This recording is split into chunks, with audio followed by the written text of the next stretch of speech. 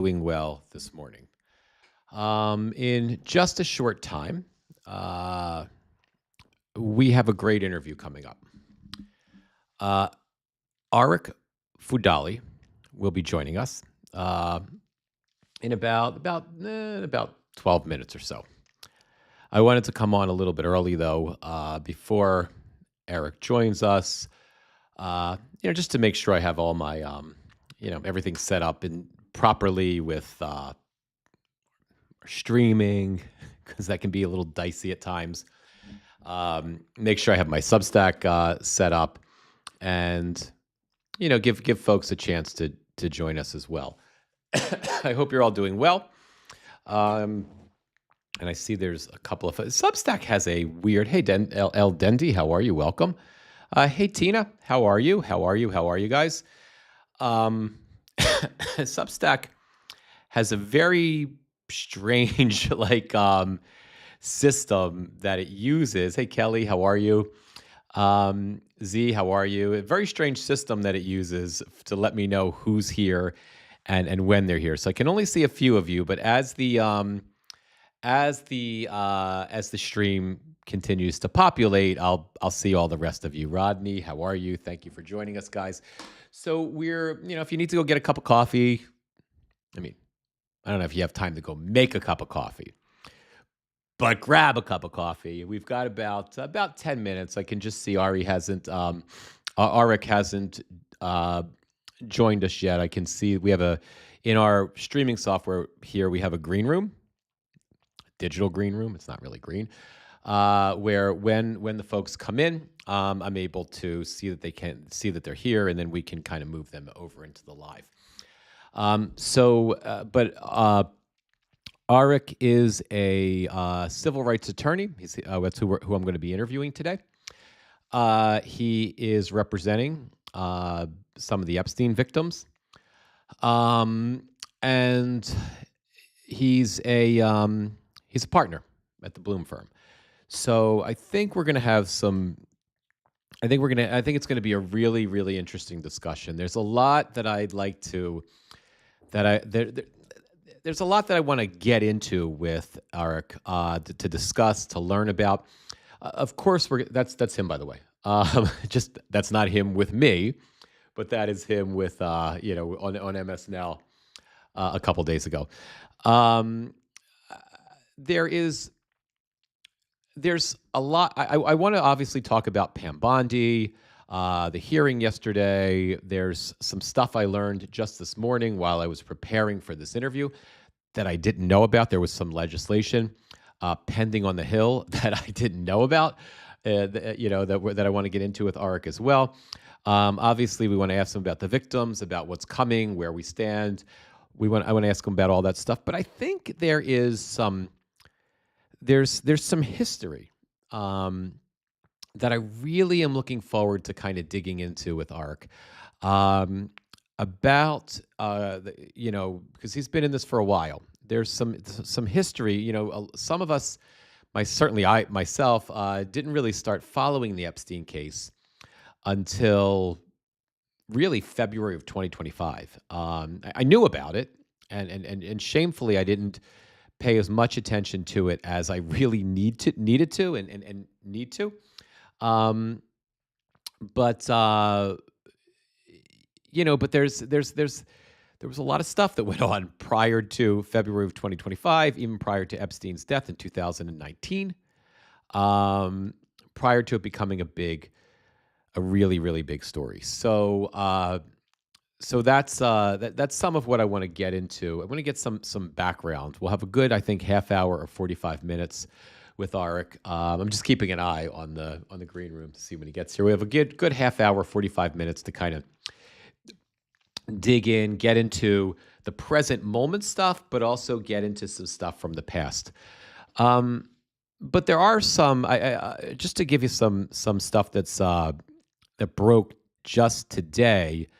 Alan Parnas reported, and then I wanted to look at some more in-depth reporting, about some Epstein-related developments that are not happening necessarily here, but are happening overseas, where accountability is becoming a thing, right?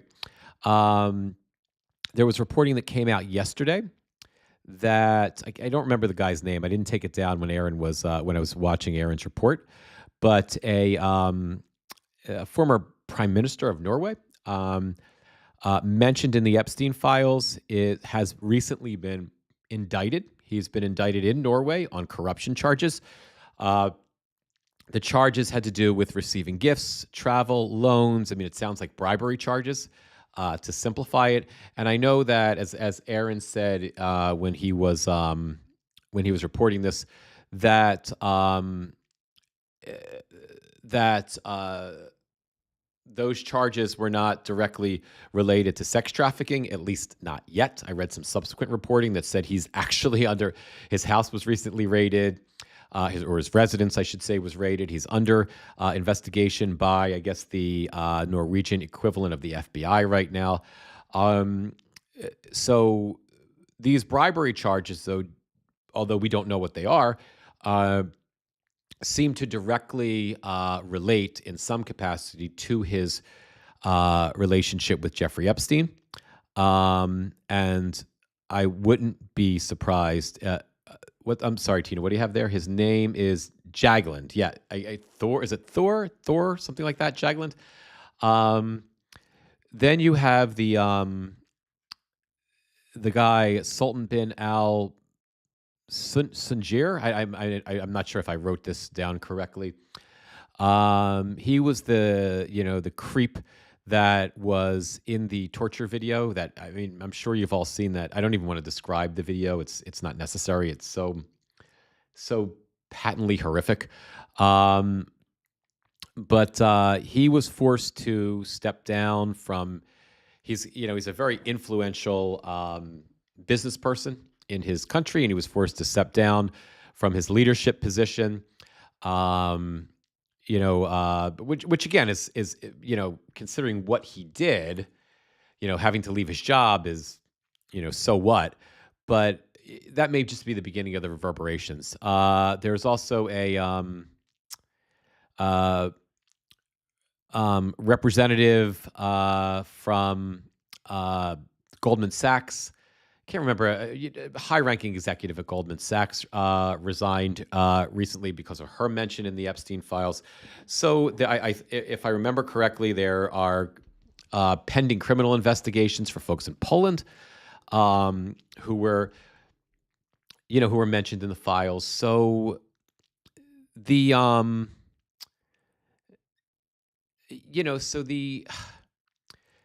although we're seeing a massive cover-up here in the United States, in other places where the rule of law matters, the entire British government is teetering on the potentiality of collapse because of Keir Starmer's, one of his top aides, again mentioned in the files, who recently stepped down.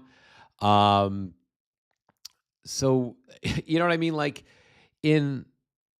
on Earth One, in the normal world, in planet sane, outside of corruption in real sight and cover up in real sight, in the normal world,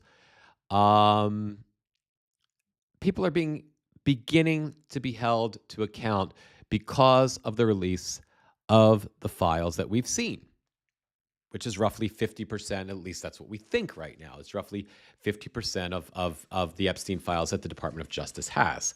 So, it's, hey, Gamer Vet Dad, how are you? It's that part is heartening. Let me just check the time. Yeah, we should just have a couple minutes. Hopefully Arick he hasn't sort of bounced into the green room yet, but hopefully he'll be here in a little bit. So, so I realize that there's a sense here, an epic frustration here. If you watch the, Pam Bondi's hearing yesterday or 2 days ago, we watched it together. There's an epic sense of frustration because there's certainly enough circumstantial evidence to, hang on 1 second, let me just check this. No, there's certainly enough circumstantial evidence to suggest that the village idiot Donald Trump is directly implicated. And I'm gonna bring this up to Arick once we kind of get into our discussion a little bit. But we're gonna talk about this a little bit as well. But there's certainly plenty of evidence to suggest that the village idiot Donald Trump is somehow implicated in the worst crimes of Jeffrey Epstein's sex trafficking ring, and there is irrefutable proof that he was directly involved and connected to Jeffrey Epstein for many years. So so it's difficult, right? It's and the cover up is so, it's almost so laughably transparently, obvious that it borders on, it's absurd. It borders on the ridiculous. Watching Pam Bondi was frustrating and absolutely ridiculous at the same time. Almost comical if it wasn't so catastrophic, right? So it's incredibly frustrating to hang on one second. I think Arick is joining us. Just bear with me, guys. Okay, and I think let me just add Arick in. I think we've got him in the green room now. Hello. Hey, Arick, how are you? I'm just going to pull you into our live. I don't quite have you in the green room yet. It's out of the green room. If you could just bear with me for a second. Yeah, it's Arick, by the way. I'm sorry, Arick. Okay, my apologies. Okay. Sometimes my software here is a little bit glitchy. Okay. Hang on, guys. Let me just make a quick. Okay, here's Arick in the wrong window, but in the right place. Okay. So Arick, thank you so much for joining us. So I was just sort of chatting a little bit with the folks about, because we came on a little bit early, around 11, and we were sort of talking about something I want to discuss with you, obviously, Pam Bondi's performance recently. But let me introduce you before we get into that. And before we get into that, I want to step back into the past a minute. So first of all, Arick Fudali, civil rights attorney. He's representing 11 of the Epstein victims and a partner at the Bloom firm. Did I get that correct? Yeah, awesome. You're batting 1,000 so far. All right, so far so good. So, Arick, before we and by the way, guys, although we've come to know Arick because we see him, he's probably more famous than he ever wanted to be. We see him on cable news now. He's familiar to us, but that's fairly recent. This is not a new gig for Arick. He has been 10 years, right? You've been representing these Epstein victims for about 10 years. So before we come to the present, I kind of want to take a step back. Sure. Yeah, because I've said this to the community as well. I'm ashamed to say that although I've been an influencer for several years, a political influencer, as a reporter before that, I really didn't start paying close attention to the plight of the victims and to the whole Epstein saga after Epstein died, right? I paid attention then, and then I checked out. And I have to own that. I have to apologize to the victims for that because I shouldn't have. Yeah. Politics moved on, and I checked out. And then when Donald Trump became president a second time, and Pam Bondi promised the MAGA community that they were going to serve Donald Trump and the MAGA community, the heads of all of the Democrats that were involved with Epstein on a silver platter. And then she said, "Nothing to see here." I woke up again. Yeah. And thankfully, I've evolved beyond just the politics, and thanks to your work and the courage of the victims, I know so much more now that I should have known 10 years ago. Mm-hmm. So, but I think there's a lot of us like that. So take us back 10 years. And what was the situation 10 years ago with the Epstein case? What was it that caught your attention? And to the extent that you can tell us, what got you involved with the victims? And the last question in this little segment would be, back then, did you expect things to be where they are now? Thank you. Yeah, those are great questions. So to start, I mean, this is back 2015, 2016. I was a relatively young lawyer at the time. I'd been practicing for about 5 to 6 years at that point, and I don't know what drew me to Jeffrey Epstein other than the fact that it was sort of this like poorly kept secret. He was alive, he was still doing his thing. It was Yep. kind of like you'd hear the name Jeffrey Epstein. It was known at the time that he was very powerful. There were a lot of attorneys who were sort of reluctant to Mhm. go after someone with that much influence, that much power, that much money.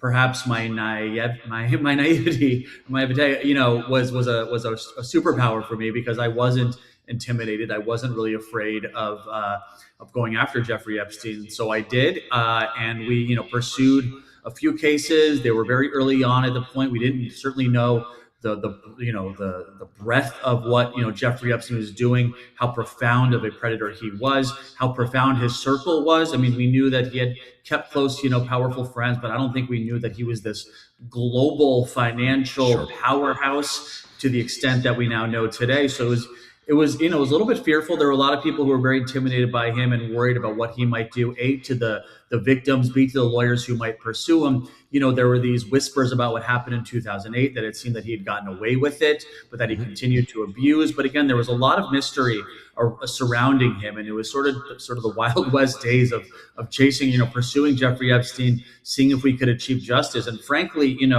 justice, or what any semblance of justice, didn't really happen, of course, until he passed away, until people were really more, I Right. think, more emboldened or more empowered or more willing to go after him. I think that was a big sort of wave of people.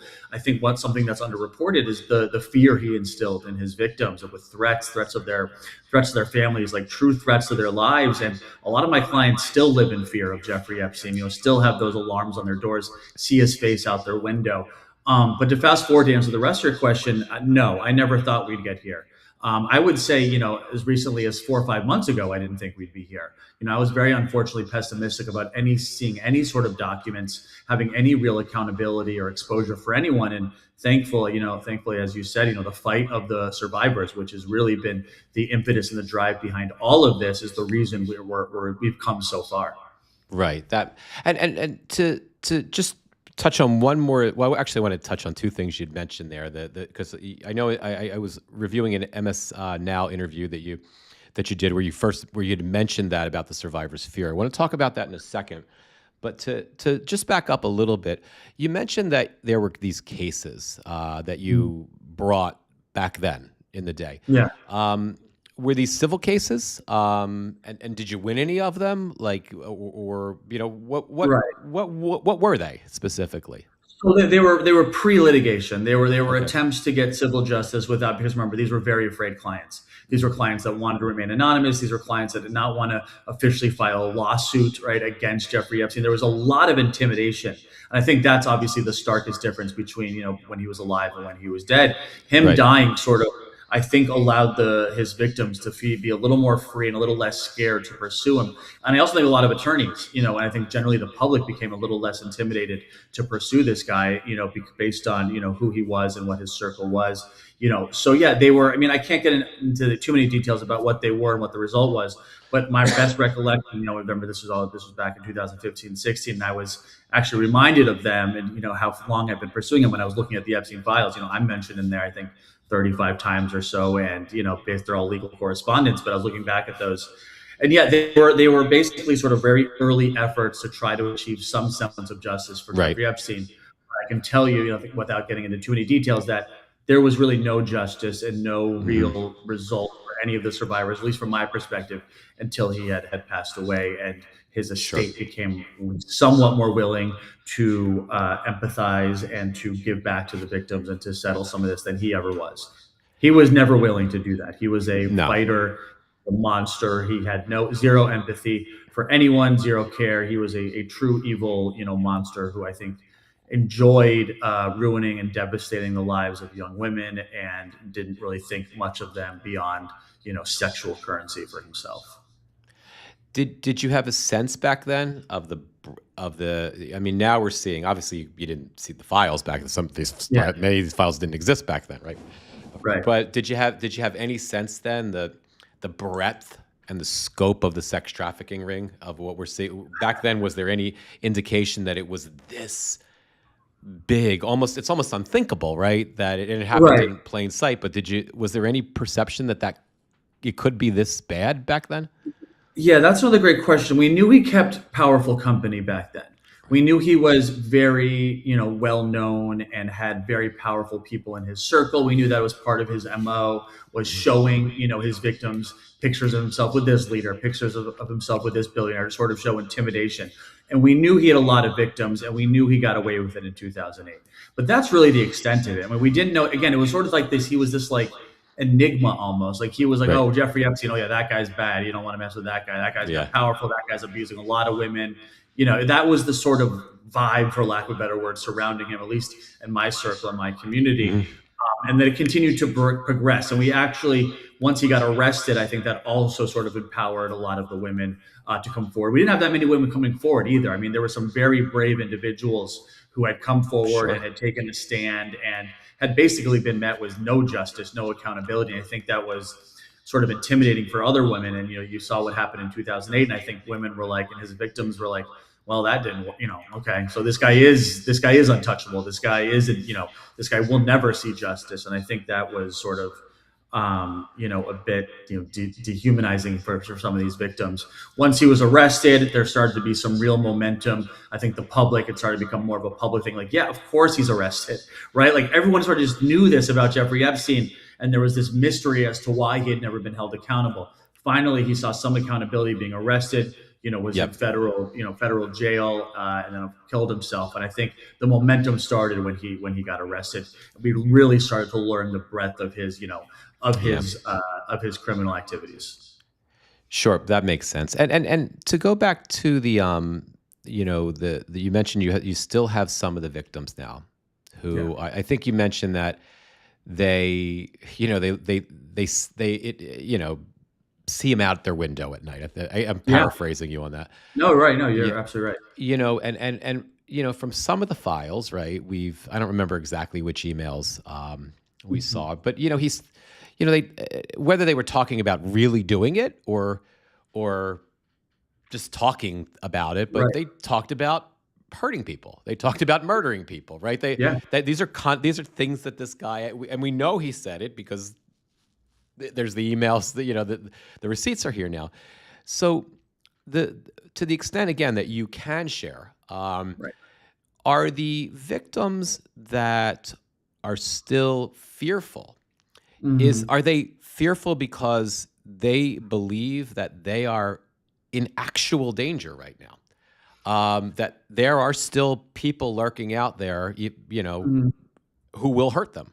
Or is it the scars of their trauma? Or is it both? Yeah, no, that's another great question. I think it's a little bit of both. I Okay. think is probably the right answer. So what he would do is, Jeffrey Epstein was a master manipulator, like a Right. true brilliant manipulator of not just women but also powerful people. Like he controlled and manipulated a lot of people, but he was really good and really skilled at finding whatever that thing was to control someone.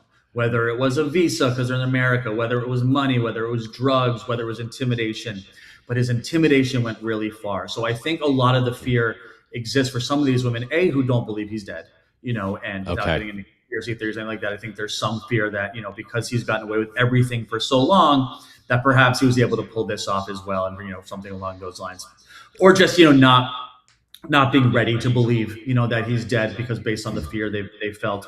So I think it's a little bit, it's the instilled fear and it's the decades and decades of having that fear. It doesn't just go away. And a lot of these women were trafficked and abused in the 90s, early 2000s. Like a lot of that fear, it's just been with them for so long that it's become internalized and part of their life. And he's haunted them and he's haunted their dreams and he's haunted their Hmm. nightmares and Yeah. psyche for so long that it remains there. It's still there. That combined with the powerful people in his circle. I mean, it is intimidating and it is scary to see the type of company he kept. But I think to go further than that, Jeffrey Epstein is the first person, and I've said this many times, to get special treatment beyond the grave. Like he Yeah. continues to be protected. He continues to get special treatment, not just by like his friends, but by the most powerful people in the world. I mean, we're talking about British royalty. We're talking about, heads of state and billionaires. Like, his circle was so strong and so powerful that I do think that also contributes to the fear of these women. Like, these men have a lot to lose. He is. I mean, it looks like Jeffrey Epstein's going to like bringing down Yeah. British Parliament and, Yes. and the Yeah. royal family. I mean, it is profound. I mean, NFL presidents. Obviously Donald Trump had connections. The people in his cabinet have connections to Jeffrey Epstein. Elon Musk was shown to have connections to Jeffrey Epstein. I mean, again, not and obviously just having those connections doesn't mean they've committed a crime or done anything untoward, but it shows how powerful his circle was, and I think that equates to fear and Sure. intimidation for his survivors, especially when you see that they're still giving him special treatment. If every one of these individuals was like, Jeffrey Epstein was a monster, I'm separating, he doesn't get any protection, we're not going to protect these names, let's be transparent. But that hasn't been the case. Sure. So they seek his protection, and that with that comes fear. Yeah. And look, to the extent that I mean, I try to empathize. Thankfully, I can't sympathize. I've never been through anything that Right. these victims have been through. I can't imagine I would ever have the strength to go through it. I try my best to empathize, and I can empathize for sure Mm-hmm. with that sense of fear, because Yeah. even here, right where they live, in the place that has to be that should be the safest, right? I mean, we live in the United States of America, and prior to January 20th, 2025, that was still a safe place. You know what I Yeah. mean? And like, Right. you know what I mean? Like, there were rules, right? And not only have these victims been through this situation where, for decades now, they have been victimized by the most powerful people in the United States. They've, just like the rest of us, they've watched the rule of law just go away. They've watched, the country teeter on, being somewhere between a democracy and an idiocracy and whatever else we are in between, Yeah. right? So Well I said. Yeah. imagine their sense of anxiety is heightened, because stuff that never could have happened here in the safe place is happening. So they're not safe.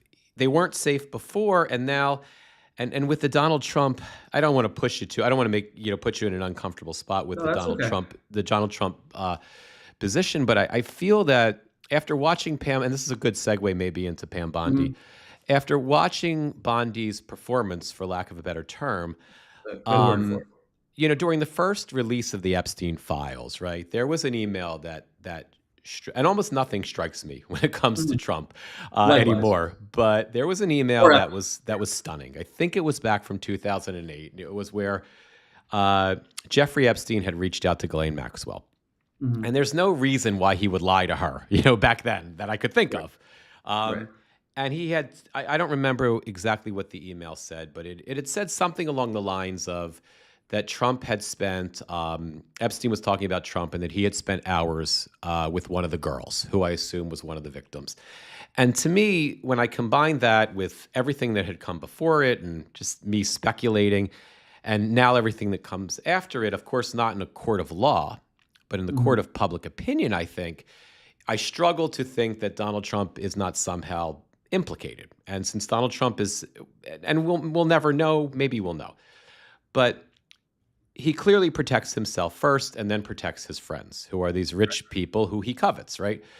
So if he is in a sense of self-protection now, and if that Mhm. is why Pam Bondi behaved the way she behaved, again, I understand why the victims would feel, even with all of the focus right now on Epstein, and you would think, Yeah. sunlight would make them safe.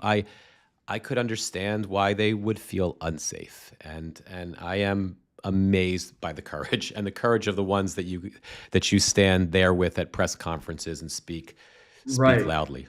And Uh, I would go even further than that. And I think it's not just the fear of his circle, and like you said, this sort of degradation of the rule of law, if you will, or degradation of norms, the things you would never think could happen, are happening now.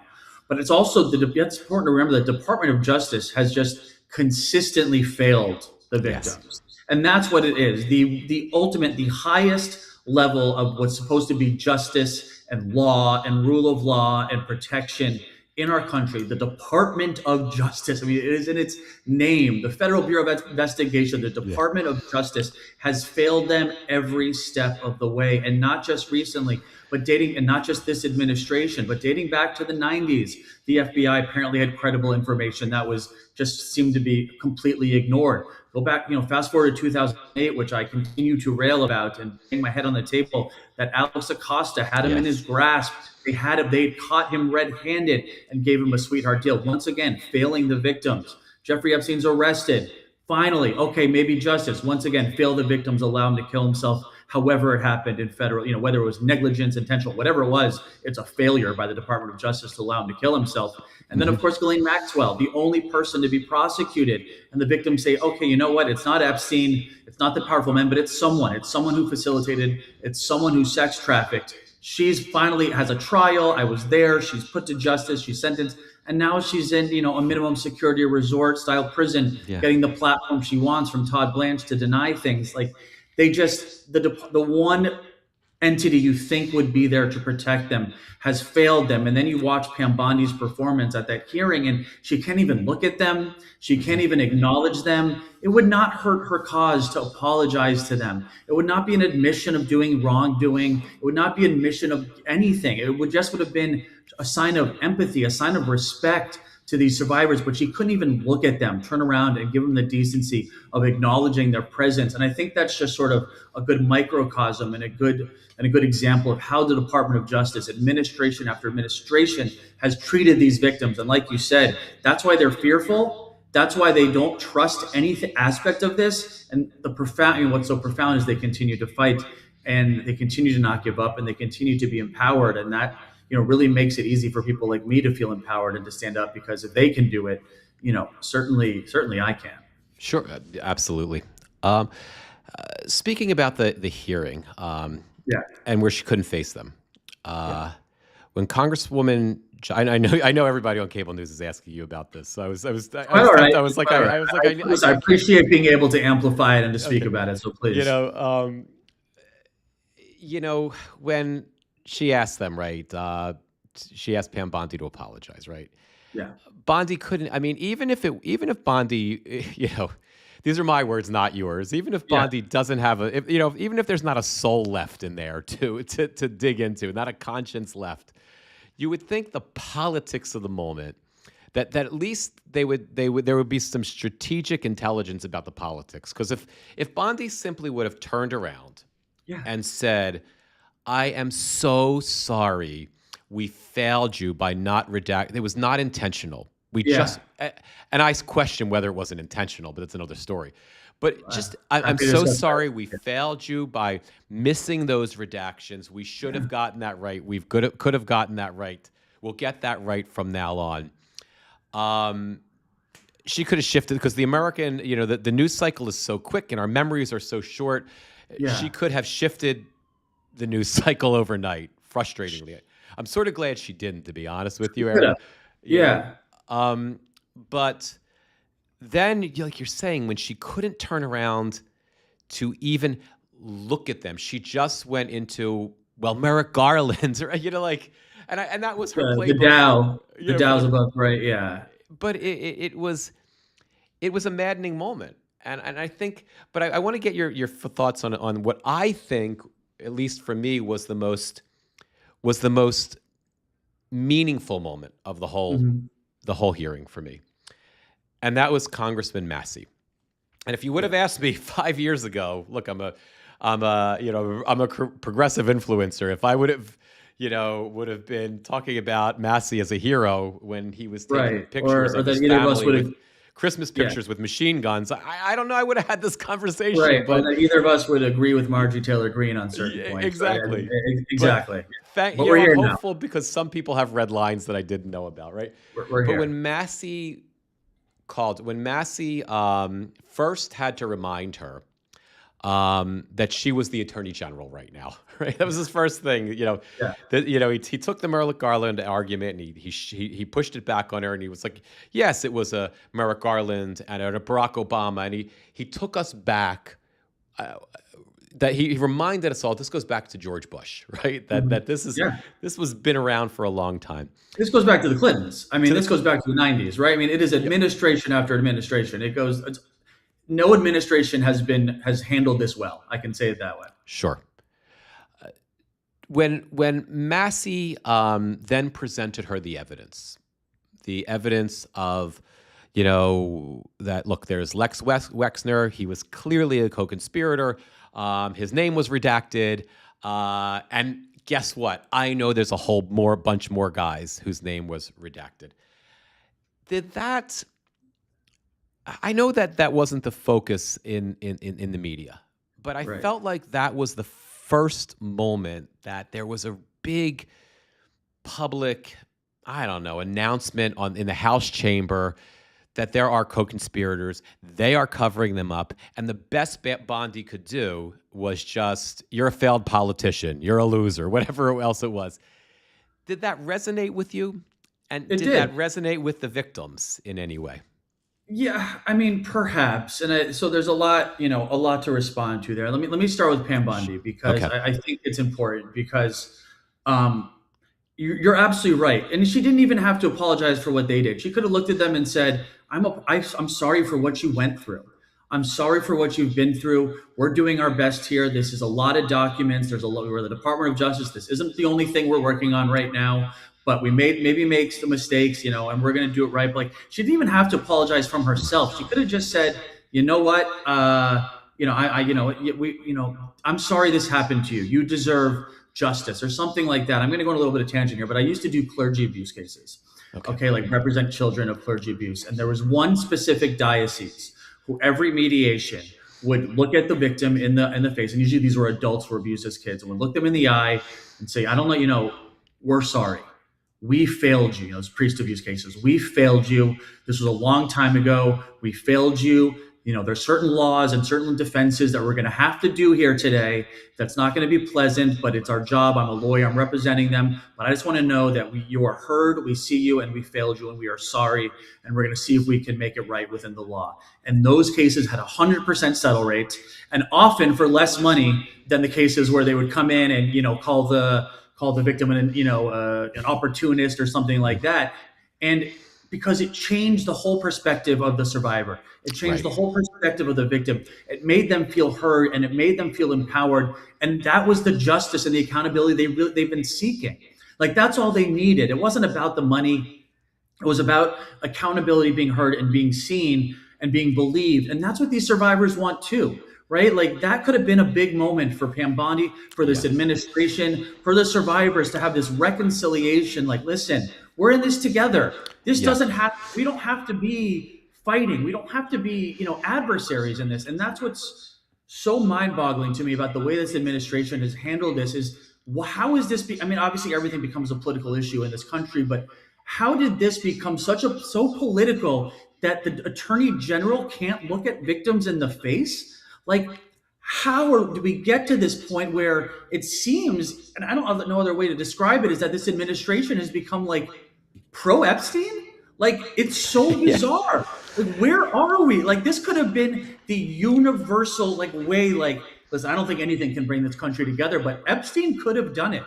Like, if you went, I've said this before, but like, if you go, I live in New York City. If you go out, interview people on the streets here, they're all going to say, yes, release all the Epstein files. But I also think if I traveled to, rural Missouri, they're going to say the same thing. Yeah, release the files. Like, this is the most bipartisan issue we've had in this country. And the fact that this administration has made it a polarizing partisan issue, like, it's just so confusing to me. It makes you wonder, like, why? And I think that goes back to the other question you made about what Massey said and who these co-conspirators are, why. Like, again, it's guessing here. I don't have more information really, on this than the Mhm. public does at this point. But the only logical explanation is they're trying to protect someone. They're trying to protect something. They're trying to protect some group, because it just doesn't make sense why they did that 180, why they continue to do such a great job redacting the accused co-conspirators, but such a terrible job redacting the victims. I mean, one of my clients was unredacted 500 times, over 500 times in the Oh my latest God. release. I mean, it just, and I know that's a very long-winded answer to your No, it's a question. great. no, it it's just it sort of all is just this all encompassing mystery to me. And I get in debates with people who are such supporters of Donald Trump, and I'm like, okay, fine, you don't think he did anything wrong, and perhaps he didn't. But then why are we here? Why did we need a law to get Donald Trump to pass yes. to get these documents out? Donald Trump does not sign bills quietly. He makes No. a big show of it every Yep. time. He did this one seemingly in the middle of the night. Like, why are we here? What is the reason this has become so political, so polarized, and so partisan? And it seems like this administration is just anti-information and pro-Epstein. No, I look, I agree with you. I mean, look, I, again, I feel almost uncomfortable saying this to you because I don't want to put you on the spot. Oh, please. But I just personally, I can't see any way that they're not protecting Donald Trump. Everything I've followed, we've all followed Trump. I mean, when I was a reporter, I've covered him for a decade. I do it as an influencer now. There's nothing that Trump doesn't do to protect himself. That's the Right. only thing he protects. Yeah. I've seen enough, again, to find for me, it would stretch. I would have to dispel disbelief to assume that he's not implicated in some capacity, in very bad things. I struggle to buy that. And I would be happy to be wrong. I would be happy to be Yeah. proven wrong by that, because it's just so, now that we know what has transpired from the files, it's unthinkable that people can even do this.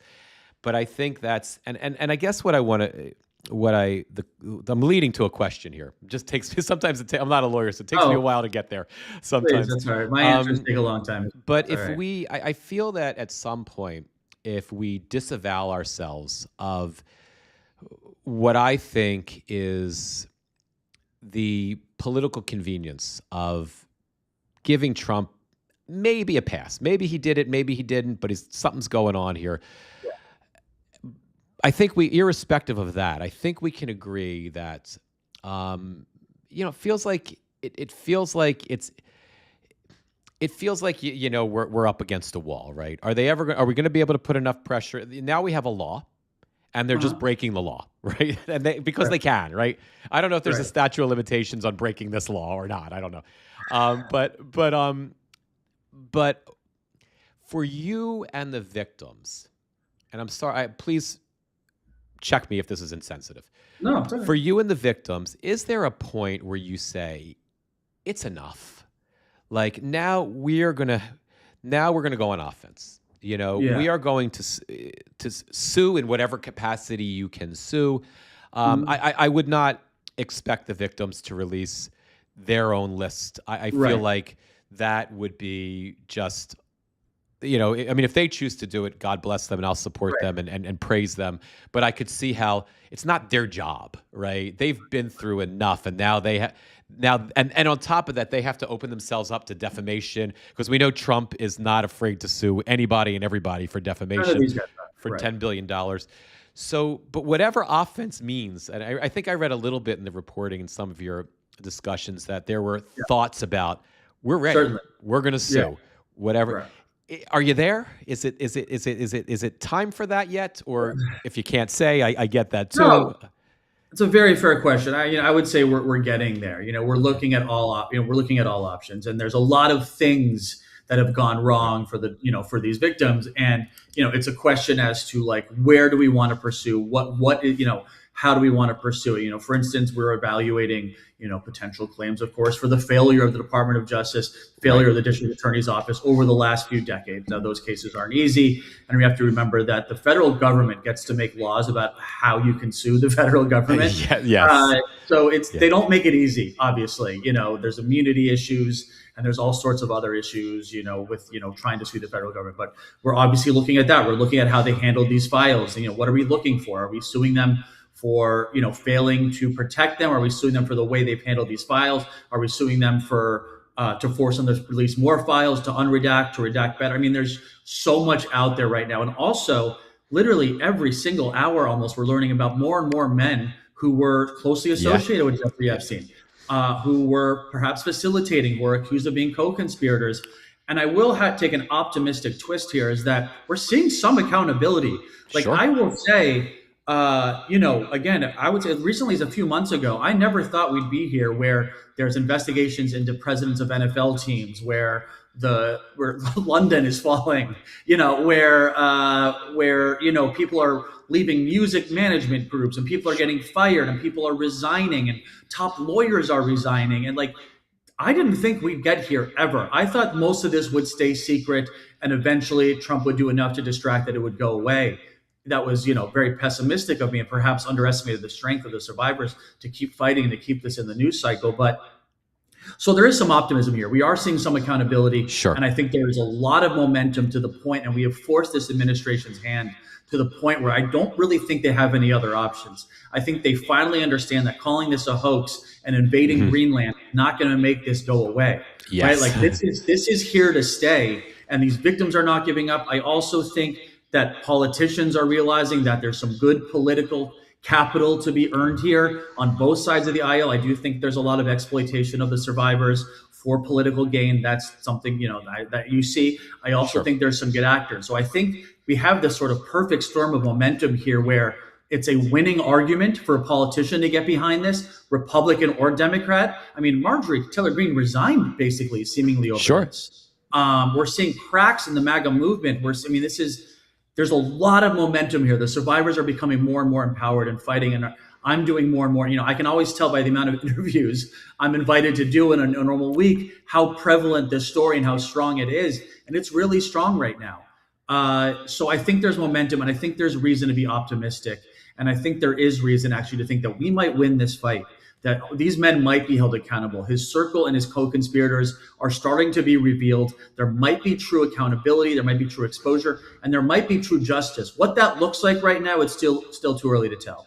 Whether that's going to be civil justice, criminal justice, societal justice, as we're already seeing, I think it's early for that. But the one thing, it's not too early. The one thing I can guarantee is I'm not going to stop fighting, and these survivors beyond me are not going to stop fighting. Whether it's the one I represent or all these other who have been so public and so vocal, they are not going to quit here. And I think it's a really almost reminds me of the early days of the Me Too movement, where there's just Yes. this swell of positivity and public advocacy and public support for victims, and it's a beautiful someone who represents victims as a career. It's beautiful to see. And I hope this can be bigger than Epstein. I hope this, of course, leads to true accountability and justice when it relates to Epstein and his associates. But I hope we can sort of take this momentum and this mentality and apply it elsewhere for other powerful men who are accused of also other, terrible things. Yeah. That's inspiring, and I hope so. And I think as we see prosecutions overseas, I think just a former prime minister of Norway, right, got Yeah. indicted, and it's an indictment on corruption charges, but somehow it's probably bribery of some sort, but it's connected to the Epstein files. So, when people also get in trouble to protect themselves, they might implicate other people. So it might, as things happen around the world, it's going to only shine a brighter light on us, on what's going on here. So You're that's right. Yeah, and here's the other thing, and sorry to cut you off there, because sure. there's a phenomenon we see in my line of work, which is sort of we call it like collective empowerment, where when people start to believe women and women are empowered to go after one person, you start to see a trickle down effect where the other women will be like, if they can do it, I can do it. Now I'm going to accuse my abuser, who is this powerful person, and then someone else says, you know what? Now's the time. I was abused by this powerful person, and you see this like real push of true accountability, true exposure, and true justice, not just for Jeffrey Epstein or having some tangential tie to Jeffrey Epstein, but just empowerment to accuse a powerful person. Exactly. And I know I promised you we were going to do like a half hour, 40 minutes. We're well over. It's like, But I just have one more question I want to get to because it's a legal question, and I can't believe I missed this. When I was prepping for today, I came across it. I don't know how I missed this one. I'm sure if some of our folks out there did as well. Earlier this week, apparently, legislation was new legislation was sort of, I don't know if it was brought to the floor or wherever. I didn't even know about it, and it was to get rid of the statute of limitations, I guess, for federal sex trafficking crimes. It blows my mind that there even was a statute of limitations for that. I mean, Yeah, if, just as an armchair lawyer, if somebody would have said, "Is there a statute of limitations?" I would be like, "Hell no." I guess right. so. So It's 10 years. yeah. So how much is it? It's 10 10 years. years right now, the federal sex trafficking statute of limitations. Okay. Can you tell us a little bit about it? And is it legislation that you think is going to go anywhere? So yeah, I mean, it's again early. It's hard to tell where it's going to go, but certainly I'm an advocate for it. And frankly, I'm an advocate for getting rid of any, not just sex trafficking, but sexual abuse statute of limitations statewide. I mean, a lot of states have some very, very strict statute of limitations. I mean, even New York, California, I mean, they've had windows open, but right now, as we sit here today, there's a pretty strict statute of limitations in, such a, enlightened city, if you will, New York City, or, Right. state. So I'm a big advocate for changing statute of limitations. So right now, the one you're referring to is the TVPA, the Trafficking Victims Protection Act, which is typically what sex traffickers are charged with. And it's a very nuanced law and a lot of details there. But right now, it's 10 years, and the problem is 10 years isn't it? That seems like a long time. But you see the sort of devastation and the fear. I think this Jeffrey Epstein, case is a great sort of example as to why we need statute of limitations reform, is because these women have been suffering in silence for so long, have been so fearful that right now, if a woman was finally empowered to come forward, she would likely not have a claim against Jeffrey Epstein, not have a claim against his estate, not have a claim against Ghislaine Maxwell, not have a claim against really any of the entities that enabled, because it happened so long ago. Now, again, there's a lot of nuance and there's some discovery rules and other stuff, but generally, the statute of limitations need to take into account the fact that it's more common than not for women or victims to suffer in silence. That it is not like a trip and fall case where, in 5, 10 years, be like, oh, you remember when I tripped and fell in the supermarket? I should probably sue them, right? That's not what this Right. is. It takes a long time to process. There's stages of women, trying to convince themselves that it wasn't a sexual assault. Right. Well, that, where they go through the process of like, no, that's just a normal thing that happened. And then there's the acceptance, and there's the suffering, and then there's the suffering in silence. And then there's the fear and intimidation of not wanting to make this public, or afraid of what the person they're accusing might do to them if they accuse them. So there's so much that goes in to the decision to come forward that the statute of limitations doesn't take into account almost globally around the country, that I hope there's some progress there. Again, and this is also what I talk about, it being bigger than Jeffrey Epstein. This is certainly, a byproduct of this movement and the realization that these laws do not necessarily protect victims like we think they do. So again, I hope this is another sign that this is beyond, that Epstein and his co-conspirators are going to see justice, but that justice will expand to other areas, in the United States. Sure, that makes sense. And who knows? I really hope that I think if Massey and Rokahana kind of get behind it and they make enough noise, I mean, it takes legislation forever, but I didn't think we would reach a point where this GOP Congress could be shamed, and they needed Donald Trump's permission to get shamed enough to pass the Epstein Files Act, but or the Epstein Transparency Act. Is that the official term? That's the correct term. But hopefully we can do that with this new piece of legislation too, before it just kind of goes away, and then hopefully shame Trump enough to sign it. But now is the time. There's real momentum here, and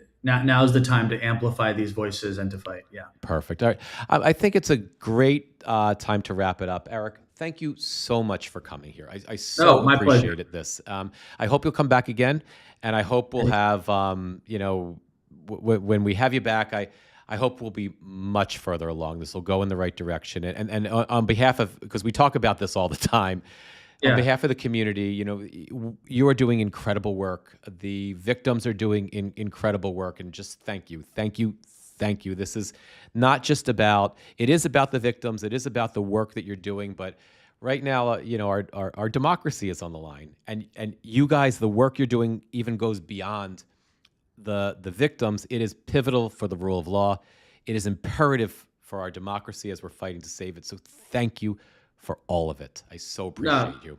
Thank you very much. And again, thank you for, amplifying this and giving, me a voice, which is in essence giving my clients and the survivors a voice. It's so important right now. And this type of thing, this type of interview, this type of amplification, this type of platform is why we're seeing this progress, right? Without pushing out and amplifying, the voice of the survivors, we wouldn't be at this stage where there is signs of optimism. There are signs of change. So again, thank you. And I'm happy to come back on anytime. Appreciate it. Awesome. Take care and be well. Take care, everybody. We're going to wrap the live now, and I will see you guys all tomorrow. Take care.